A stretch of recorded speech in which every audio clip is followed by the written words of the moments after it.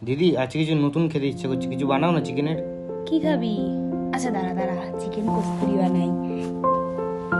Chicken kasuri বানানোর জন্য মাংসটাতে ফাটিয়ে রাখা টক দই দিয়ে দেবো, তারপর কাঁচা লঙ্কা বেটে রেখেছিলাম সেটাও দিয়ে দিলাম, পরিমাণ মতো আদা বাটা দেবো, দিয়ে রসুন বাটা দিয়ে দিলাম পরিমাণ মতো, দিয়ে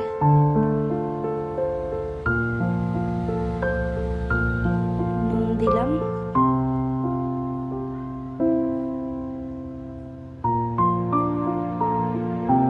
হলুদ গুঁড়ো দিয়ে দিলাম, আপনাদের পরিমাণ মতো যতটা নুন খেতে ভালোবাসেন সেই হিসেবে, যতটা মাংস থাকবে সেই হিসেবে পরিমাণ মতো বুঝে আপনারা নুন দেবেন।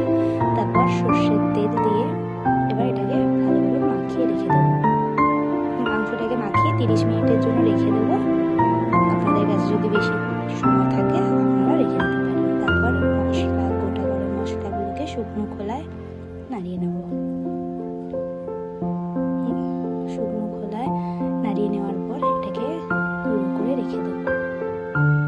আপনারা কিন্তু শুকনো খোলায় ভেজে নেওয়ার পর সঙ্গে সঙ্গে মিক্সিতে বাটবেন না, কিছুক্ষণ রেখে দেবেন, ঠান্ডা হওয়ার পর দেবেন। কড়াইতে তেল গরম হয়ে যাওয়ার পর পেঁয়াজ দিয়ে দিচ্ছি।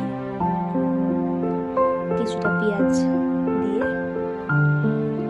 নুন দিয়ে দেবেন, নুন দিলে পেঁয়াজটা তাড়াতাড়ি ভাজা হয়ে যায়। অন্য আর একটা কড়াইতে তেল দিয়ে গরম হতে দেব, কেটে রাখা আলুগুলোতে নুন হলুদ মাখিয়ে নেব। আপনারা চাইলে আলু দিতেও পারেন, নাও দিতে পারেন। আলুগুলোকে এবার ভেজে নেব লাল লাল করে। পেঁয়াজটা ভাজা হয়ে গেছে, খুব বেশি লাল লাল করে ভাজবেন না। দেখতে পাচ্ছেন ভিডিওতে সেরকমভাবে কালার আসলে পেঁয়াজটা নামিয়ে রাখবেন। কড়াইতে তেল গরম হয়ে গেছে,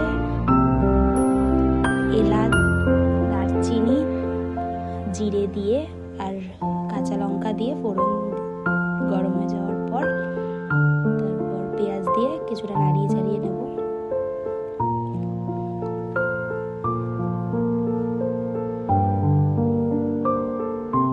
আদা বাটা দেবো, এতে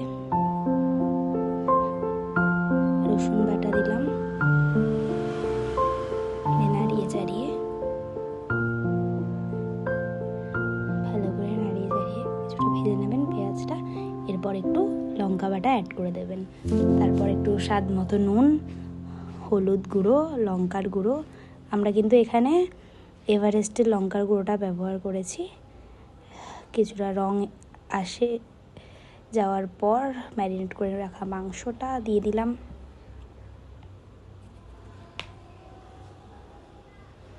মাংসটা কিন্তু আজকে আমরা একদমই জল ছাড়া রান্না করব, ঢেকে ঢেকে রান্না করব। ঢেকে ঢেকে রান্না করলে মাংসটা জল দিতেই লাগে না। আপনারা যদি ঝোল কম খান তাহলে তো জল দিতেই হবে না। যাই হোক, এতে একটু কাসুরি মেথি গুঁড়ো করে দিয়ে দিলাম। ঢেকে রেখেছিলাম কিছুক্ষণের জন্য, দেখুন কেমন তেল ছেড়ে দিয়েছে। তারপর গুঁড়ো করে রাখা মশলাটা দিয়ে দিলাম, দিয়ে ঢাকিয়ে রেখে দেবো কিছুক্ষণ 5-7 মিনিট ঢাকা রেখে দেওয়ার পর তুলে ভেজে রাখা আলুটা দিয়ে দেব।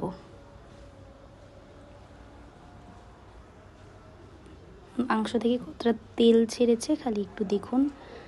আপনারা যদি ঝোল কম খান তাহলে কিন্তু জল না দিলেও হবে। তারপর ভেজে রাখা পেঁয়াজটাকে দিয়ে দিলাম, দিয়ে নাড়িয়ে চাড়িয়ে নেব। মাংসটার রঙটা কিন্তু খুব সুন্দর এসছে। মাংস কষা হয়ে যাওয়ার পর আমরা এখানে একটু অল্প করে জল দিয়েছিলাম, আপনারা চাইলে দিতেও পারেন, নাও দিতে পারেন। তারপর অল্প করে ভেজে রাখা মশলাটা আবার ওপর থেকে দিয়ে দেব। মাংসটা নামিয়ে নেওয়ার একটু আগে মশলাটা দিয়ে দেবেন। মাংসটা হয়ে এসছে, মাংসের গ্রেভিটা খুব সুন্দর এসেছে কিন্তু। ভালো লাগলে একদিন বানিয়ে খাবেন, আশা করি ভালো লাগবে।